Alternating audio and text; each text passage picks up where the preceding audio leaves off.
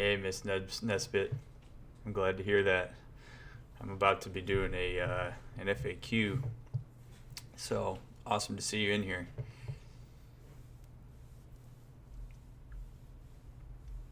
How are you?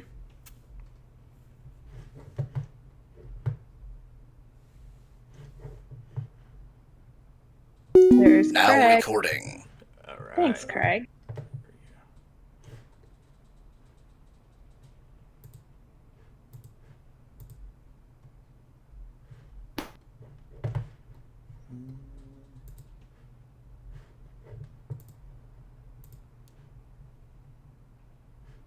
Hey, everyone joining. We are also in the Dr. Mick text chat. So if you have something you want to ask or something you want to say, go ahead and type that in the text chat.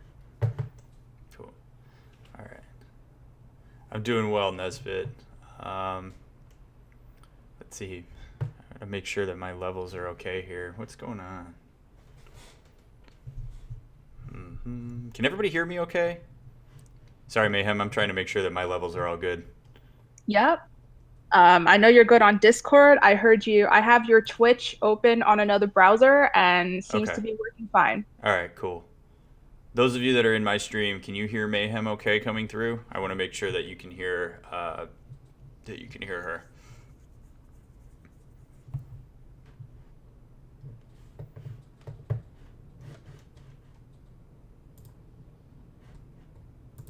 Let's see. Admin walk the plank. I can hear you loud and clear. Yep, she's louder than you. Okay. I'll turn Oh, perfect. That's what I like to All hear. right, I'll turn her down a little bit. All right. Audio levels have never been my forte. Ever since I started this stream, I have never managed to have my levels be exactly what I want them to be. But I think I'm getting better. But I also want to make sure the game volume's not drowning it out. So I'm taking a couple shots so that people can let me know if that's the case. I want to make sure that everybody hears us more than the sound of me just shooting a scout rifle. So if you guys here in House of Misfits Discord, if you want to check out his stream, if you want to listen to the stream instead, if you scroll all the way up or look at the pinned messages, the first message should be his Twitch URL and also his Discord. So he has a Discord as well if you want to keep in contact with Dr. Mick. I do. Um, yes. We'll be happy to So have you in. absolutely. And Campfire, you asked, wait, will he answer all questions? Um, there are some questions that he cannot legally answer because, HIPAA laws and things like that. But we will try to get to as many questions. And if there are a lot of similar questions, we will group them all together as one question. So if you do have questions, definitely put them in this text chat and I will pin them. And if there are triggering things, yeah, you can talk about them, but just remember that he can only he can't treat you and he cannot diagnose you. Yeah, so I mean, like, I'll be happy to say, like, if I get a question and I can't answer it, I am well versed at being able to say that I can't answer it. But yeah, I just can't, like, I can't diagnose. I can't ask any like therapy type questions. So like, I can't do any type of therapeutic assessment. I can ask some general questions. I can provide general information, but ethically, I cannot do therapy on the stream. So. But it's my responsibility to be boundaried about that. So the worst thing I can do is say, no, I can't answer that. So. Yeah. So are you ready to get started, Dr. Mick? Absolutely. Okay, Fire so away. I'm going to grab one of the first questions we have. During therapy sessions, how often do you actively use psychological schools of thought, or how much of the session is just normal advice giving? Okay, so that I really like that question a lot. What I would say is that while I'm doing therapy, I am very, very actively thinking about various like therapeutic models. So I was actually trained to use an integrative model, and it's a model that I actually teach now. But at any given time when people are talking to me, well, actually, you know what? Here's maybe a better way for me to answer this. So I kind of have like a formula of the way that I go through and do therapy. It's not like a, by the numbers type thing, but basically like I'm trying to get a feel for what brings people in and kind of what they consider to be their problem. And then we work really hard to figure out what their goals are. And I work collaboratively with people to figure out what their goals are. And then after we've kind of figured that out in a way that's like operational, in the sense that like a person feels like they could tangibly do it, I will generally encourage them to do it. And then if they can't, we figure out what's keeping a person from being able to do that. And then that's where I start to access models. So depending on the barriers to a person being able to achieve their goal, that's where I'm looking at various models. So I might be looking at emotionally focused therapy, cognitive behavioral therapy, narrative therapy, solution focused therapy, internal family systems, object relations. I mean, all sorts of models, but those are always in my head, and I'm always thinking about like, what would that model tell me to think here? What would it, what's kind of the main premise of it that helps me make sense of what the person's talking about, and then how can I use maybe one or two of the interventions within that model, or mix it with interventions from various models. So I'm always actively thinking about what I'm doing. I'm not just in there willy-nilly being like, oh, hey, like, here's just some random advice that I have for you. I actually don't consider therapy to really be advice giving. I see it more as like holding people accountable and empowering them to see themselves as capable of handling whatever it is that they're bringing into therapy, if that makes sense. To follow up with that, we do have a lot of members who are very hesitant to start therapy, or they Sure. are just now looking for therapists. Mm-hmm. So what advice would you have for someone going into their first or maybe like 20th therapy session? Like, for them to get the most success out of therapy, what advice would you have for them? So one, I would want to say up front, like, it is an immense sign of strength for a person to go seek therapy. There is absolutely nothing to be ashamed of, and it is not a sign of weakness. So I think to whatever extent you can embrace that mindset going into therapy, the better off you are. Probably the biggest piece of advice that I could give anybody who's seeking a therapist for the first time is, one, you do not by any means have to see the first therapist you come across. You are totally within your rights to evaluate therapy and whether the vibe feels good. But I would say to trust your gut. So when you go searching for what therapist you want to see, for one, like shop around and see what feels best for you, and see if you like the vibes that are on a person's profile page, or when you give them a first call to talk about potentially seeing them, do you feel good while you're talking to them? Because the alliance you have with your therapist is going to account for most of your ability to feel like safe and like you can actually work through whatever it is that you're bringing to therapy. I think when you get into the actual therapy office, be honest about your experience in terms of like whether if you're anxious or if you're nervous or if you're not sure how therapy goes, if you're feeling some of that like internalized stigma come up that leads to feeling ashamed to be there. Like, totally tell the therapist that, because we know how to handle that and we're aware of that, and we will go at your pace. So like, I will never push a person past their threshold like in a way that's going to cause harm. I mean, I'm going to encourage people to like, step into some discomfort sometimes, but I'm certainly never going to be like, shoving you past your threshold. But if I don't know what that threshold is, I might be more like, I might poke more than normal. So like, if you're feeling apprehensive or if you're not sure, you're kind of feeling it out, it's okay to name that and tell your therapist that. So you do encourage like saying like, hey, I'm not comfortable with that question, or I'm not ready to answer Totally. that. 100%. And a therapist that can't respect that is not really doing you a service. So, if over time, if that question starts to become really important in terms of my ability to do an assessment, I will say that, but I will also explain my rationale for why I'm asking that question. So I'm not going to just ask this really tough question multiple times and not tell you why, at the very least, I'm asking that question or why I think it might be important. And again, I'm working collaboratively with my clients. I'm not, it's not me, Mr. Expert, telling you to do a certain thing. I think that's a problematic way to approach it. It's a relationship, yeah. Oh, 100%, 100%. So So We do have, this is a recurring question that we get both in the server, and I am seeing this on the spreadsheet that, we have for you. Uh-huh. So there are people who are very reluctant or hesitant to be on medication, even when their therapist or psychiatrist have recommended that they need to be treated with medication. Mm-hmm. So for those people, like, what advice do you have for them, people who are reluctant or cannot afford to be on medication? What resources are also there for them?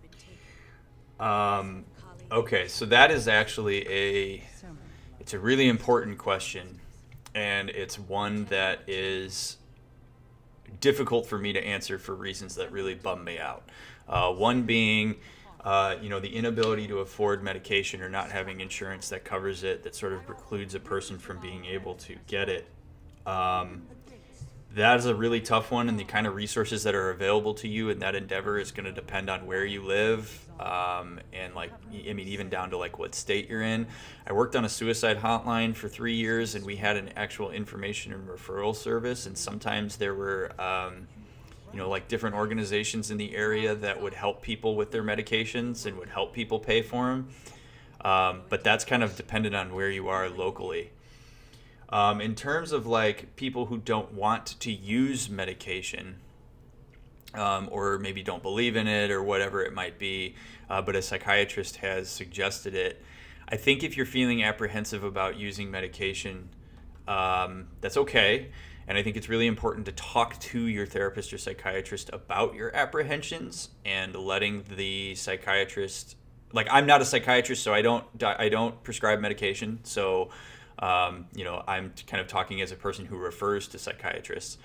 But share your concerns with it. Ask why you've been prescribed that. Ask what to anticipate in terms of side effects or what it might mean for you in terms of, like, sometimes side effects of antidepressants or of SSRIs or of, the various psychotropic medication can be kind of distressing and uncomfortable. It's kind of good to know those things up front. At the same time, a mixture of medication and talk therapy can actually be really, really beneficial. I mean, I'm of the mind that like medication on its own is probably not going to make a big difference. That medication plus talk therapy, I mean, it will make a difference, but that if you really want to have a good experience using psychotropic medication, you're going to want to supplement that with talk therapy if possible. And there's really no shame in taking medications, but if you're feeling really crappy and if it feels like it's not working after the amount of time that a psychiatrist has told you that it should take for it to work, then it's totally time to have a conversation about that. So Okay. everything's a collaboration. Yeah, I mean, I think any type of treatment in a vacuum is not necessarily going to be as good as like an integrated type care. So, I mean, because I don't prescribe medications, if I've worked with a person or a couple and there might be depression present and it seems like medication might help, I'm going to make a referral to a psychiatrist, and then hopefully there's a release that gets signed between us where I can coordinate and talk to the psychiatrist about it and about their assessment and such. So, but yes, there's a lot of coordination that can happen. Now, I do realize that what I'm saying right now is not always affordable for everybody. So, like, I'm totally aware of that. And there are affordable options out there, depending on the area that you live in. If you live near a university where there's maybe a clinic that students are doing therapy in, that is usually a really affordable place to go. Generally, it's on what's called a sliding scale, where what you pay is relative to your income. So it could be maybe as little as $5 per session. And there's also, and I actually have this as a resource in my Discord server, but I don't want to get the acronym wrong, so I'm going to pull it up really quick. I always get the acronym wrong. If any of you want to join Dr. Mick's Discord server, scroll all the way up in that channel, and the link to his Discord is going to be there. And I know he has more resources there as well, so you can check out all the resources that he has. I do, and that's always building. But the Anxiety and Depression Association of America, the ADAA, actually has a directory for affordable counseling as well. So finding affordable counseling can be tough, but one thing that I've talked about, and I actually wanted to make sure I said this, Mayhem, about the first session of therapy, I actually have an entire video that I did on stream this past Monday about what to expect in a first therapy session. So if any of your community are curious about that, it's a 23-minute video. That's kind of one of my friends cut up and put together it's about what to expect in the first session of therapy. So if people are interested in that, they can look at that. Um, Perfect. but you can also, like, if you have therapists in your area that maybe don't appear to be affordable, you can always call, if you like the vibe, you can always call and ask if they do have a sliding scale. Like, if they do pro bono therapy. Sometimes therapists will keep one or two cases on their caseload that are on a sliding scale or that are pro bono, but won't always advertise it. So it never hurts to ask. Awesome. So this is a cool question. We have a lot of people that want to become therapists. Yeah. So one question is, what did you major in, and how long did it take you after you finished high school to become a therapist? All right. After I finished high school. Okay. So I did. I'll give the brief overview very quickly, and then I'll kind of give the more nuanced version. So I did 4 years of undergraduate work. I went to Purdue University for my undergrad. I actually went to Michigan State for my freshman year and transferred to Purdue my sophomore year. So I really did 1 year at Michigan State and then 3 years at Purdue. Um, but I went to Purdue, was a human services major, and I had a minor in psychology. Human services was basically a more applied version of psychology. I could have been a psych major, but human services spoke to me more because I got to do some more hands-on classes, and I got to talk more about like systems and that sort of thing instead of just like, the mind. Because relationships have would have always fascinated me more so than just like individual psychosis. Um, but so 4 years there. I then went 2 years at Northwestern University, which was a Commission on Accreditation for Marriage and Family Therapy Education accredited program. Those of you that are in the community that are interested in becoming a couple and family therapist, you should absolutely go to graduate school at an accredited program because it makes licensure easier down the line. But that was 2 years. That was where I started doing my practicum. I started seeing clients about 3 months after I started my master's program. I saw 623 hours worth of therapy when I was in my master's program. And that's where you really learn how to be a therapist and do a lot of self-work. And then after those 2 years, I did, which by the way, for a marriage and family therapist or couple and family therapist, the master's degree is terminal. So I could have stopped there. But because I wanted to teach and do research and whatnot, I went on to do my doctorate at Virginia Tech, and I did that in 3 years. And I don't recommend that anybody ever do your doctorate in 3 years because that was an absolute nightmare in terms of being busy. Most doctoral programs are anywhere between 4 to 5 years. So I did 9 years of college straight through. So I started when I was 18, and I graduated with my doctorate when I was 27. Good God. So, Yeah, it was a lot. I mean, I would have never gone back to school if I would have taken a gap year. So, but there are many, many people who come back and become therapists very late in their career. Like there are people in their 30s, 40s, 50s that go back to school to be therapists. So you don't have to be in your 20s to go to school to be a therapist. I think that's really encouraging to hear because, especially a lot of teenagers, they're under so much pressure to, finish high school, then go to college, and then by the time you're 21 years old, you should be set in your career, and you Yeah. should, and then you feel like, oh, I'm not, achieving as much as my peers are. I'm not, I'm falling behind. I'm this, I'm that. So I think Yeah. it's really encouraging that you say that a lot of people get into this industry in their 30s, 40s, and Oh 50s. yeah, and people that have never had a psych background. I mean, there have been students that were professional choreographers, that were CPAs, that were lawyers, that were, I mean, all sorts of things. I mean, you can have people that have absolutely no experience with psychology come to school to be therapists and can be absolutely outstanding therapists. So you don't have to have a psych background in order to go to grad school to become a therapist. I did not know that. That's great. Yeah. So here in House of Misfits, we actually have something called a listener team, and it's completely volunteer based. And essentially, what we do is when people are in crisis, they can ping us, and we try to talk them through it. Okay. So I have like two questions with this. Number one, how do you think for us as volunteers that don't have psych backgrounds, that don't have any professional training, what can we do like in general to help other people when they're in crisis or in distress? Like what do you think like would be a technique that we'd be able to use? So are you talking in like an official capacity or more of like just in general, like if you had a friend that was going through a hard time, what would you do? I just Yeah, want to make yeah, sure. The latter, because like we are very upfront that we don't do any sort of, treatment. We're not trying to treat people. We're trying to supplement, therapy and medication to Mm-hmm. be like, when you're laying there at 2 o'clock in the morning and you're hyperventilating and you just need someone to talk to, like we are that friend that you can just ping and be like, hey, I need someone to talk to. I'm going through a bad time. Yeah. So what you can do, I mean, in that moment is really, to some extent, the connection. Excuse me. The extension or the connection. My goodness, is the important part.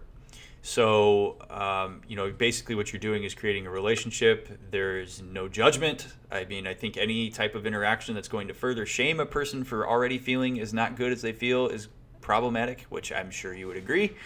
But what you can do is, I mean, if you really want to be helpful, is to know what kind of resources are out there. And to be able to be like a bridge, so listening and empathic. To some extent, that's kind of how I see my Twitch channel is, be listening, empathic, have a connection, build some trust, and then know what resources are out there for what the person is experiencing. So if a person's experiencing, say, really debilitating depression or really debilitating anxiety, but maybe they are having a hard time figuring out how to afford therapy, or they don't know where to go, and you maybe know what's available to them in their area, or could at the very least be able to walk them through what they could expect if they called a crisis line or something like that. Like, I think all of that stuff is incredibly helpful.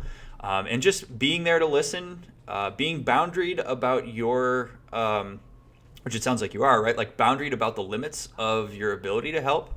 And really encouraging about finding professional help if that's available. Because again, there are a lot of us out here, and I'm saying therapists, that are here for that very reason and are willing to talk with people through what's going on for them, and there's no shame in talking to us about it. But I think the more that you can be empathic and not shaming and curious about what's going on for a person, while also still realizing that at the end of the day, everybody is accountable for their own actions and their own meaning, and that whether a person's going to seek professional help beyond the volunteer service is on them to some extent. I think all of that is important, that being kind of in the position as a volunteer talking with people to not take on this savior type role is because that can really burn you out. And we Oh need people yeah. who are bridges and who are willing to talk with people about like what's going on for them as like the stopgap maybe between professional services, because I do think it's hard when you're seeing a therapist 50 minutes a week and then you only get to see them once a week. And I actually last night was talking in my stream with somebody about the idea of like a therapy hangover, where after you walk out of therapy you feel like, oh my god, like that was just, I was so raw, and how am I ever going to be able to go through the rest of my week. That's legit. So if you can find something where it's a little bit of a bridge or a stopgap to help you maintain, some healthy habits you're building as a result of going to therapy, that's great. And volunteers should be sort of, aware that there's only so much you can do, but being there is half the battle. Perfect. Here's another interesting question. What are the biggest challenges you face when helping people? That is a really great question. The challenges that I face when helping people. Okay, so I say this coming from an incredibly loving and empathic place. All right, so I just wanna put that out there as kind of the front of this. I work with a lot of anxiety, and I work with a lot of very debilitating anxiety.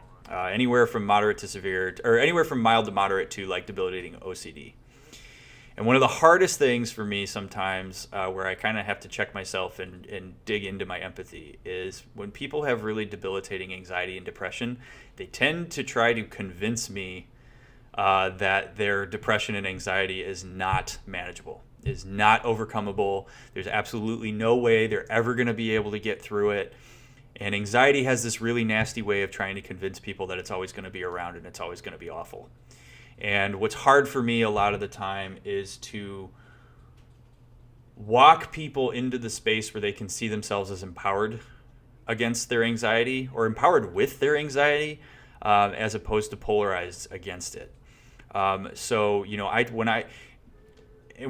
lot of like brain science that goes into that, and I can go into that if you want. But like, I mean, for the most part, what's happening is people develop these narratives about themselves that they then cling very tightly to. And when anxiety becomes really intertwined with that narrative, sometimes the idea of managing anxiety well or not feeling it as strongly as you do is actually creates more dissonance and more anxiety. And so it's easier to like kind of lock down into this idea that like I will always be depressed and always be anxious.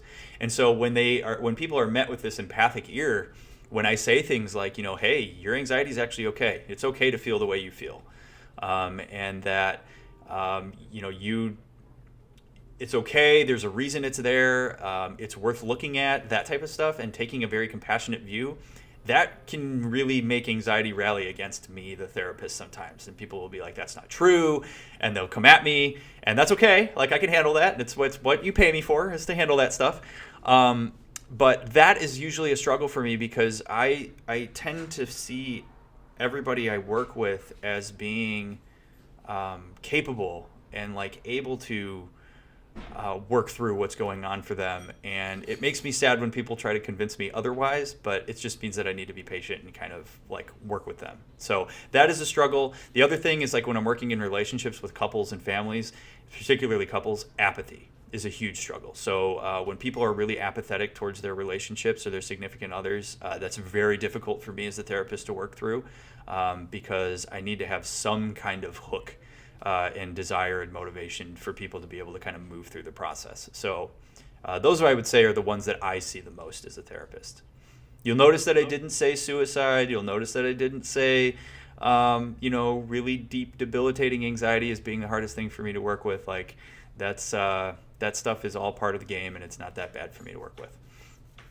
That's interesting because from our perspective, a lot of us always say like we are untreatable because, and especially for those of us who feel like, we have bipolar, we're schizophrenic, we're this and we're that. So what you're saying is that our diagnosis itself is not what's difficult, but more of like the blocks that we put on ourselves Yes. because of our diagnosis. Yeah, like the shame that people carry about like a diagnosis. Not that it's okay to. Feeling shame about it is part of like just. I think that's wrapped up into the stigma around mental health still. But yeah, no, it's what I say this constantly, and I'll say it again is like the way you feel is always valid, and there's nothing wrong with that. The thing that gets people tripped up is the meaning they make out of it, what they tell themselves about it, and then how they behave as a result. That's the stuff that causes people problems, but that's actually the stuff that you have the power to change.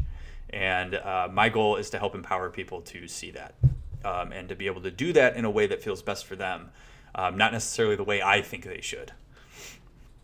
That's a great answer. But speaking about, you talked about relationship counseling. We actually have a few people in the text chat that have questions regarding relationships. I'm going to kind of generalize all of them together. This is also a major issue we often see, especially in teenagers that are in this Discord. Mm-hmm. If you have been and I think everyone can relate to this, when you're in a relationship, a romantic relationship with someone, Mm-hmm. and they've, lied to you, cheated on you, left you for someone else, you did everything you could for them and they just, break your heart. How Yep. do you move forward from those feelings and learn to, love yourself and be open to receive love from other people again after that type of betrayal? Do you have any coping mechanisms or techniques you can share with us? Yeah, so that's a really, really, really good question. Um, One of the most important things I think in the fallout of something like that is it's a lot of times we're presented in that moment with a needing to make meaning out of what's happened. And it's common for people to take on too much accountability for what happened in the relational context. So, what I mean by that is um, it was all my fault. It must have been me. Or, that person left me even though I did the best I could, and it must be because I wasn't good enough. And truly, if you were doing the best you could in a relationship and you were being empathic and warm and compassionate and there and all of that, and a person still decided that they didn't want to be with you, they're accountable for that decision. And if you're giving your all and a person isn't accepting that, then really that becomes a point of evaluation for you of like, do you really want to be with this person who isn't able to see that you're giving it your all? So I am always cautioning people in the fallout of like breakups and such, whether they initiated them or not, that it's never a 100% accountability on one person. And sometimes it's encouraging a person to see the accountability and the role that the other had, even though it might be painful to do that. It's really interesting when people are broken up with or like kind of exit relationships, that they will still defend vehemently the person that they were with, even if that person hurt them. And sometimes I will receive some level of resistance when I try to help that person see that, like, you did the best you could, and that person didn't seem capable of taking that in, or they didn't seem to respect that. And is that really somebody you would have wanted to be with in the first place, especially if after a prolonged period of time, they weren't taking that in? And so it's kind of like, were you true to yourself? Were you true to were you true to what was important to you, and were you the good person that you want to be? And if so, then like you will find somebody who can acknowledge that and respect that and take care of that and nurture that. I really like the way you worded that you help people see things versus trying to convince them or trying to give them advice or. Oh yeah, it's not my role to convince anybody of anything. That's not my role. So I have a kind of like a darker question here that somebody asked in the server. Okay. So what happens if the people in your environment, let's say, for teenagers, maybe their parents, their teachers, counselors; for adults, maybe, their spouse, their employer, their support system. What if these people don't take your mental health seriously, or they're dismissive of your mental health issues? How can you go about getting support or getting help when the people around you are not supportive of it? Whew. God, yeah, that's so unfortunate. I mean, it kind of speaks to the current climate that we're in, at least in the United States.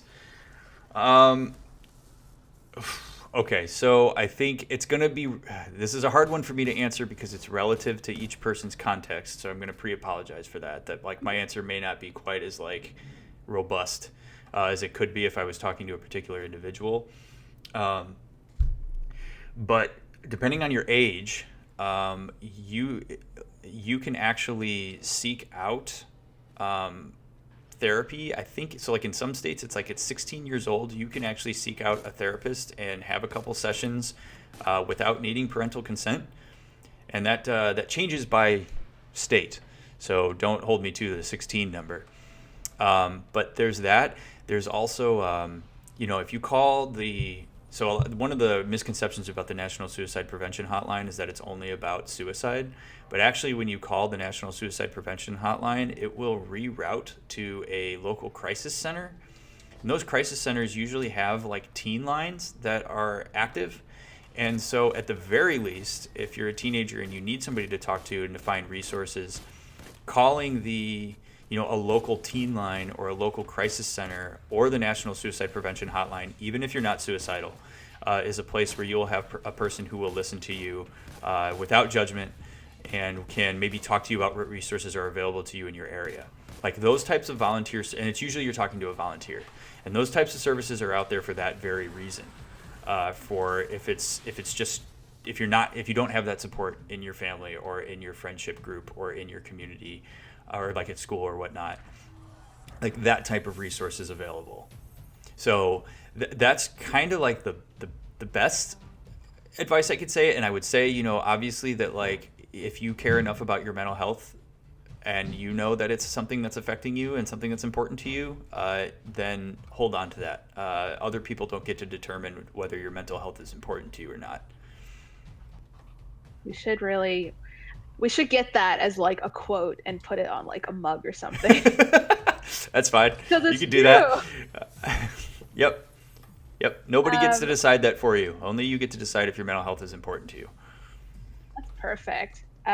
So in terms of minors and therapy, so a lot of people will have admitted on the serve that they lied to their therapist, or they're scared to talk to the therapist because they're scared that their therapist will tell their parents what happened in the session, what they're talking about in the session, especially those that self-harm or take drugs or anything like that to kind of cope with their stress of being a teenager. Yep. So what advice do you have for these teenagers? And at what point do the therapists have to disclose these things to their parents? Oh, that is a fabulous question. Okay, so when I work with teenagers and their families, or whether I work with teenagers alone, what I always say is that, and I say this to the parents too, is that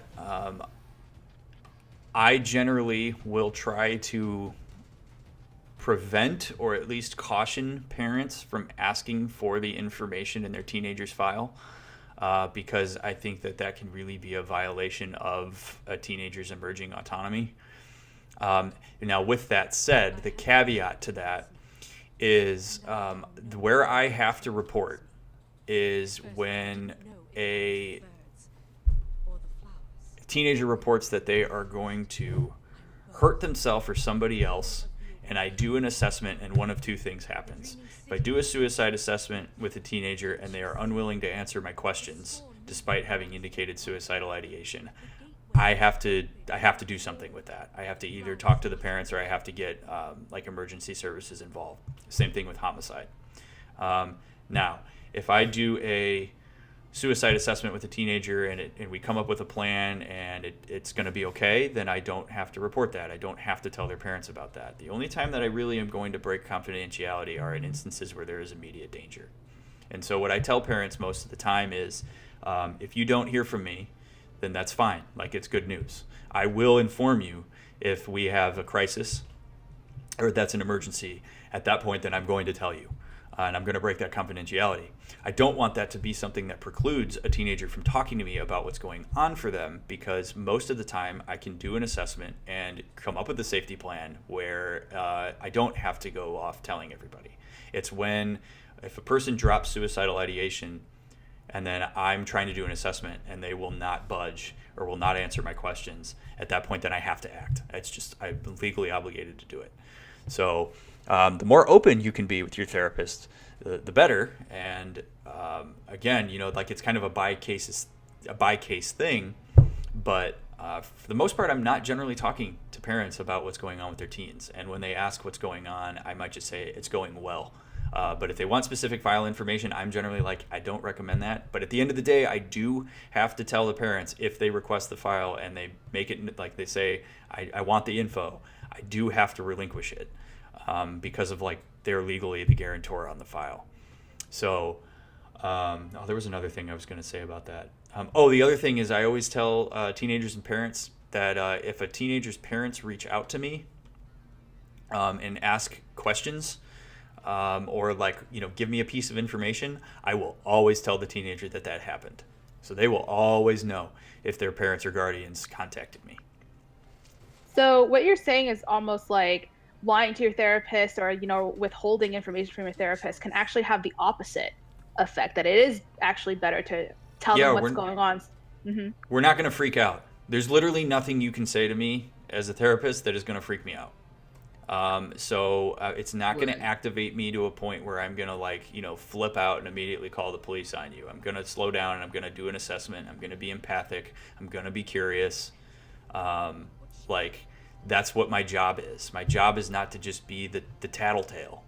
My job is to listen to what's going on for you, to walk you through what some of the consequences might be to something. So, what are the consequences to if you're not going to talk to your parents about what's going on for you? What are the potential ramifications of that, both in the here and now and down the road? But I'm here to listen and be helpful. I'm on your team. I'm not diametrically opposed to any client that I'm sitting with. I'm literally on your team. You're paying me to be on your team. You're paying me to listen to you. You are buying my time, and that's what it's there for. And I think anytime if you're experiencing anything otherwise, from a therapist, that is counter to what I just said, then it's time to maybe evaluate finding another therapist, which you are, again, well within your right to do. So we have some people curious about what the suicide assessment is. Can you elaborate on that a little bit? Yeah, I can give you the quick rundown on it. So the suicide assessment that I use is based off of what I was trained to do when I worked on the suicide hotline. I did overnight shifts, overnight 8-hour shifts from midnight to 8 a.m., almost weekly for 3 years when I was in my undergrad.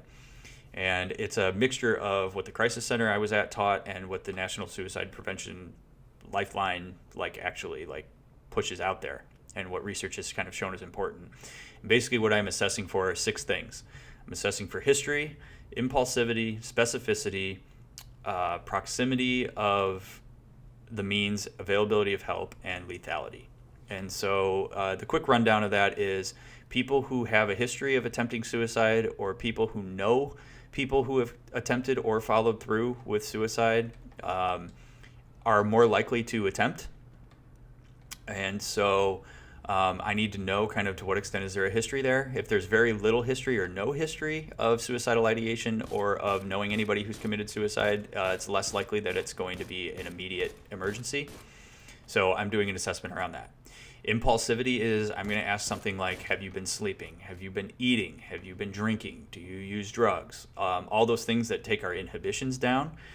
Because again, if a person's saying, I haven't slept in 3 days and I haven't eaten, they're going to be far more impulsive. So that kind of raises the emergency level. Specificity is how specific is your plan. So if a person says, I'm going to down a bottle of pills, and I say, okay, what pills are you going to take? And they say, oh, I don't know. And I say, how many? And they say, oh, I don't know. I haven't thought about that. That's less immediate. If a person says, I'm going to down a bottle of 250 aspirin that are sitting in my parents' bathroom right now on the second shelf with a lid that I know how to open, and I'm going to do it at 8 o'clock tonight, that's very specific, and therefore the emergency level has just gone up. So I'm looking at that. Proximity of the means. So again, if a person says, I'm going to hang myself, do you have rope at home? Do you have a tree that you could do it from? Like have you basically planned this out, and how close are you to it? Or do you have to go to the hardware store to buy the rope? So again, how proximal you are to it raises the intensity. Availability of help. The number one thing that prevents people from committing suicide is being in the presence of others and having relationships with others. And so how available is help? How available is somebody you trust? So I'm searching for that. And then lethality, how lethal are the means? If a person's going to shoot themselves, that's a hell of a lot more lethal than if you're going to down 25 ibuprofen. So that's kind of the quick nitty gritty assessment. And then I'm also assessing for reasons the person wants to die, possible reasons why the person would want to continue living, and then I'm searching for a level of ambivalence about their suicidal ideation. Wow, that's actually really in depth.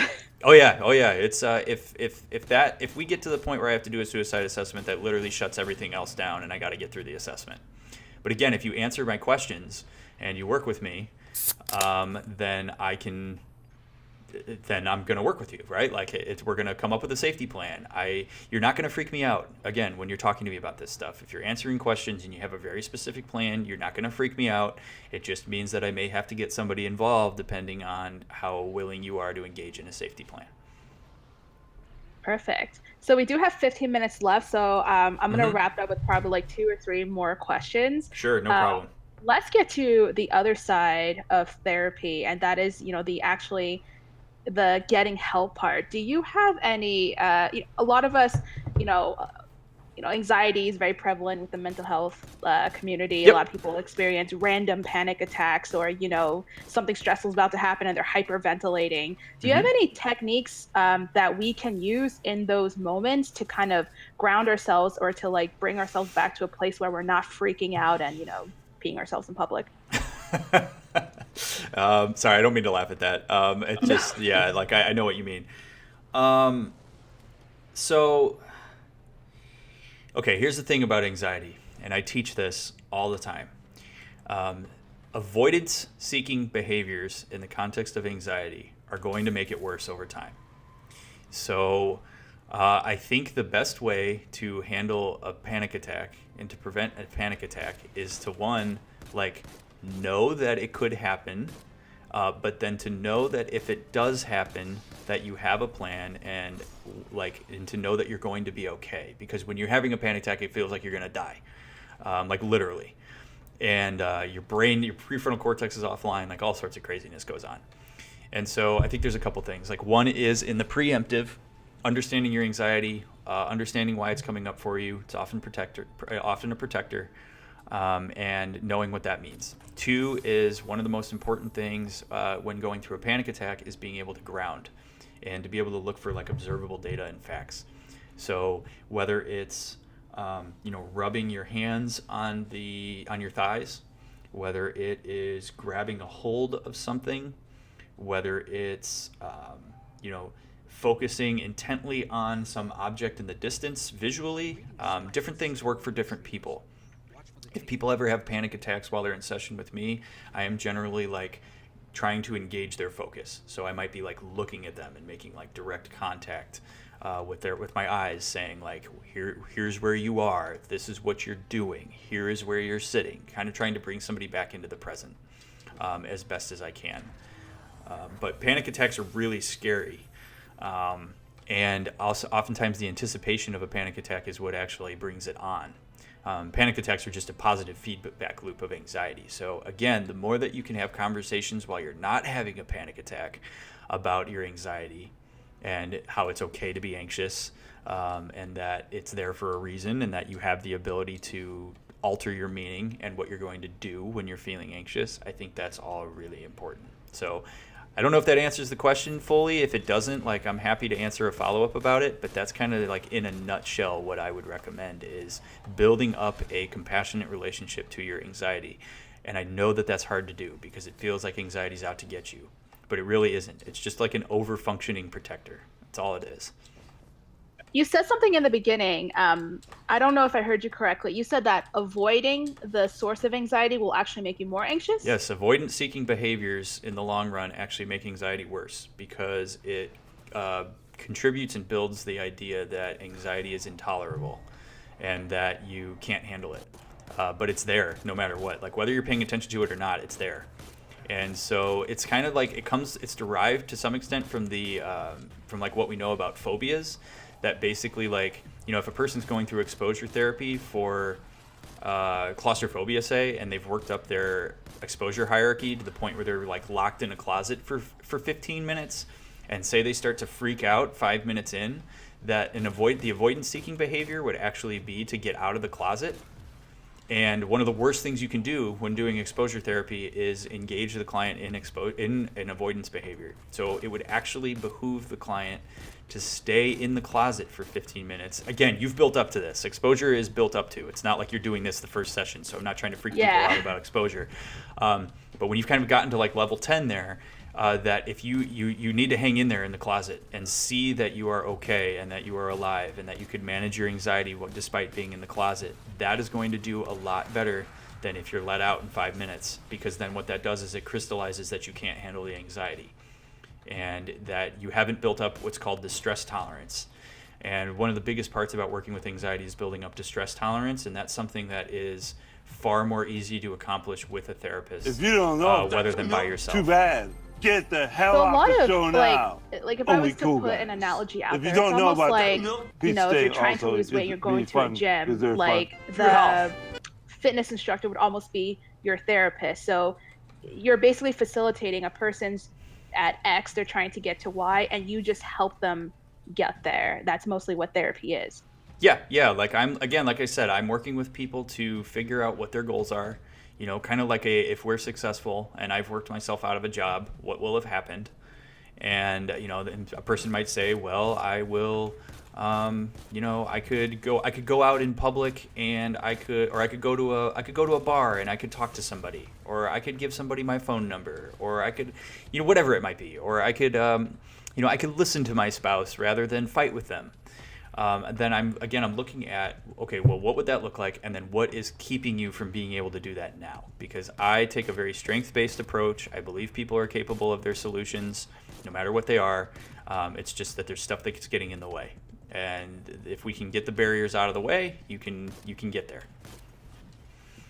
Awesome. Back to the anxiety attacks. If they are caused, this is a follow-up question someone had. If they are caused by, let's say, like sensory overload, like, would you still recommend that same technique to overcome it?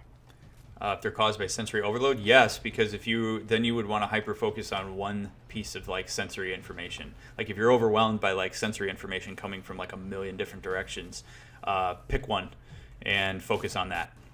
So like, again, if there's too much visual stimulus and that induces a panic attack, then maybe focus on listening, or like focus on touch, or again, and that's where maybe working with a therapist can really help, because like if I have an understanding of what stimuli are going to induce a panic attack, I can work with you to figure out what kind of grounding techniques to use. So this is almost like exercising a muscle, where it's not like, okay, you're giving us this advice, we apply it, we got through it. It's almost like a practice. Like we have to Yeah. Like that's why therapy is not a one-shot deal. It's why I give people a lot of credit for going to see a therapist, because yes, it's a process. Like you are not going to see me as a therapist one time and then all of a sudden be like, oh great, I'm not anxious. I have a great relationship with my anxiety now. I know what to do when I have a panic attack. It just doesn't work that way. It's literally building up a skill, and skills take practice, skills take hard work, skills take distress tolerance, all that stuff. And so if you have somebody like a therapist with you who can be super empathic towards that struggle, I mean, I say to people on the outset, when I tell you that your anxiety is okay, I know that runs counter to everything you've ever told yourself about anxiety. And I'm going to continue to tell you it's okay, and I don't even need you to believe me. Like, I don't need you. I'm not saying this because I have some agenda that I need you to believe me. I'm saying it because it's true. And eventually you'll believe me too. If you hang in there. So so this is a question we have on the spreadsheet. It's kind of an interesting question, because I feel like this relates to a lot of people, like from what I've observed on the server. So there are some coping mechanisms that people use here that I guess for everyone else, it might not seem healthy. And some of these coping mechanisms include listening to sad music when they're sad, or watching horror movies. So things that are like, why would you watch that or listen to that? Doesn't that make it worse? Like, are these like actually, like, is there like a psychological thing with this? Like, why does this help so much? So it's a really cool question. One, I'm just going to say on the outset of this answer, whatever works for you works for you. Like, I mean, obviously, don't be doing like cocaine or heroin or something like that. Like, that's destructive. It's like, I think that goes without stating. But like, if listening to music is going to help you feel better, go for it. Like, you've identified a coping mechanism. I think that's great. But the psychological reason for why that might be helpful. If I use the sad music example, if I'm feeling sad and it doesn't feel comfortable to tell people about my sadness, but there's this music I can listen to where the lyrics really speak to my experience, I'm going to feel a sense of connection over that. I mean, ultimately, as humans, we just want to feel connection and we want to feel relationship. And so if you feel that level of connection through music, then yeah, you're totally going to seek that out. So I think, like, again, it's perfectly healthy to be able to do that and identify that. I think, though, where it becomes a problem is if you're using that behavior as an avoidance behavior. So if I'm listening, it's okay. Distraction is okay, right? Like temporary kind of being able to temporarily stay away from, basically say like, hey, okay, I see that you're here, go hang out over here for a little while. I need to like listen to music so I can get something done, or so I can kind of move about my day. I think that's fine. If you're using a behavior as an avoidance seeking behavior, so, oh my God, anxiety, I got to go to my room and listen to music and completely avoid everything else that I have to do today, that's a problem, especially over time. That's going to crystallize your anxiety. So, but in terms of like, listening to music, no problem. I think what was the other example that somebody gave? Like horror movies. Oh yeah, and scary things. Yeah, if that's gonna help you, if that's gonna give you the strength to maybe like be able to sit with your anxiety afterwards or during, then I'm all for it. If you're using it to avoid the anxiety, then it's unfortunately it's probably gonna make it worse over time. I actually love that because a year ago I actually started streaming on Twitch, and I specifically, my niche was horror games, anything where people are chasing me, like yeah, like Outlast and stuff. Oh yeah, Outlast, Dead by Daylight, Until Dawn, games like that. Those were specifically the types of games I streamed. And for me, like, it almost felt like I was confronting my own like PTSD, my own fears, and my own horrors, because it's like, I always feel like there's someone chasing me in real life, but in the game, someone is. Yeah, and it's so validating, and I was actually able to work through my own fears. It's sort of like a level of exposure. I mean, I'm a big proponent of, if you haven't guessed, I'm a huge proponent of video gaming. as like part of like, you know, taking care of and exploring mental health. And it sounds like it was a level of exposure. Yeah, and that's pretty awesome. In a I've safe actually heard- context. Yeah, because you can't, I mean, unless maybe if you're doing VR, like you can't really get hurt in video games. And I've actually listened to a couple of podcasts where people say like playing depressing video games, playing video games that have suicide themes or Yep. self-harm themes actually help them overcome their own feelings of this. So I guess like if anyone's listening to this, like it's not weird. It's like if that's what makes you feel better, like it's not weird, guys. Like it's okay. Yeah, totally. And again, like if the video game in that instance is scaffolding the process of you being able to get more in touch with your experience and your, you know, whether it's a phobia or whether it's a piece of anxiety or whatnot, or if you're feeling like the game is representing some aspect of your mental health, well, like, I mean, I'm thinking of like the game Celeste is a really cool representation of depression. And like if that speaks to you and then you feel like you're kind of like, again, building a relationship with your experience, then I am 100% all for that. Always. Awesome. So it's almost like supplementing to the therapy as well. Yep, 100%. So I think to wrap this up, like what you basically told us today is, you know, a relationship with a therapist is just one of the many things people need to get better. And this isn't something like, you know, I go see a therapist and I'm all better. This is a working relationship. I would even encourage people, if you have the insurance, you can afford it, you can do it, then keep seeing a therapist, even if you feel like you are getting better. Because it's a preventative. Like it's like taking a vitamin every single day. You don't want to wait until you're so sick you can barely move to like see someone. You almost want to see someone before all of the bad shit hits you at once. The metaphor I use with that is it's way, way, way easier to treat stage 1 cancer than it is stage 4. And people usually come see me at stage 4. And I would much rather people came at stage 1 or 2. Mm-hmm. There's no shame in it.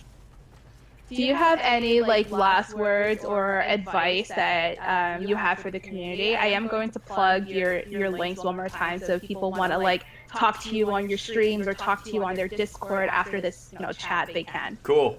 My final thing, I mean, I actually sign off my stream every night by saying this, and I really truly believe it. And I would hope that, you know, those of you, first of all, thank you for like bringing me on, and you know, to all the people who are listening to me talk to you. It's so cool that you're here and that you, you know, trust the voice of this new person who you haven't met before to talk about this stuff. I don't take that lightly. But I sign off my stream every night by saying that, by saying you matter, your experiences are valid, and don't let anybody ever tell you otherwise. And I truly mean that. And so if your mental health is something that's important to you, don't let other people tell you that it isn't. And there are resources out there. There are people like me, and there are other streamers that I host. If you don't know, too bad. Get the hell off the show Sorry, Dr. now. Steve's coming on, so I'm going to wait until this. Thank you If for you the don't know subscribe, about trolling. Peach State also. I don't know how loud that is for you, if you can hear that. But No, we can't hear you that. can't hear that. Okay, sorry. It comes up on my stream when that happens. But don't let anybody ever tell you your mental health doesn't matter. And we therapists we totally understand the stigma. We totally understand that it's scary to talk to us, and we will hang in there with you. And if a therapist doesn't hang in there with you, you have options. So, you know, community is important, having relationships is important, and there's absolutely no shame in seeing a therapist and in talking about your mental health. That is awesome. Thank you so much for being with us here today. Like, this was like a great hour. You've answered so many of our questions, and honestly, we really appreciate it, because like it's not every day we get an opportunity to, you know, ask an actual therapist all these questions. I'm happy to come on again at some point if you would like me to come on again and do more questions. I love doing this type of stuff. I could talk about this all day, every day. So by all means, I'd be happy if your community like this enough that they want me to come back. I'd be honored to come back. That would be awesome. And I know Dr. Mick actually he streams pretty late at night, which I think is awesome, because if like I know this Discord gets a little dead like when everyone goes to bed. So if you need, you know, to hear someone's voice, to talk to somebody, and you know there's no one here around to talk with, definitely hop on his Twitch when he's on late at night, and you know, just to hear someone's voice, just to hear someone talking, someone that responds when you're asking questions, like that alone is great. And not just for me. I got to give a quick shout out here to my community. The people that hang out in chat with me and are there for the stream every night are some of the most wonderful, supportive, warm people out there. Like, I literally have the most incredible Twitch community. So I know that they would welcome anybody in your group with open arms. You know, we talk about the good, the bad, the ugly, the in between, all of it. So you're more than welcome anytime. And hopefully my hours at some point will be better than they are now. But for now, it's what I got. So thank you so much. So I hope you have a great weekend. I hope everyone here has a great weekend as well. yes, thank you for having me. I really do appreciate it. Thank you. Take care, everyone. All right.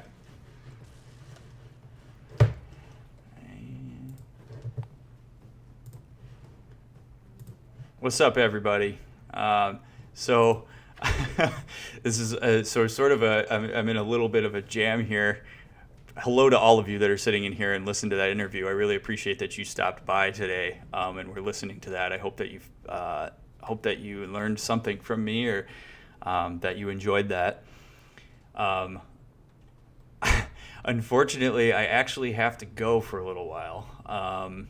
I really only kind of had the hour to be able to talk with Mayem and her community this afternoon, which I feel terrible about, because I would love to stay and hang out with all of you. But I do unfortunately have to go for a while. So I will maybe be back this evening, but I'll definitely be on normal time tonight. But go hit up the Discord and chat with each other. If you want to watch a video on demand, for those of you that are new that are sitting in here, if you want to see what I'm all about, go into my videos on demand on Twitch, and you can kind of see what I do and what we do. But I do have to go for a while. So I love that all of you stopped by. I'm so sorry that I can't hang out longer. But yeah, if you have feedback for me on the show, like, go ahead and shoot it to me in the Discord. But I hope all of you have a really awesome afternoon. Again, I'm sorry that I got to sign off. But you all matter. Your experiences are valid, and don't let anybody tell you otherwise. And I will be back tonight. Drop by the Discord and talk with each other. Hello to all the people that just dropped in. You all are fabulous. Thank you for following and for subscribing and all that fun stuff. I'll be back as soon as I can be.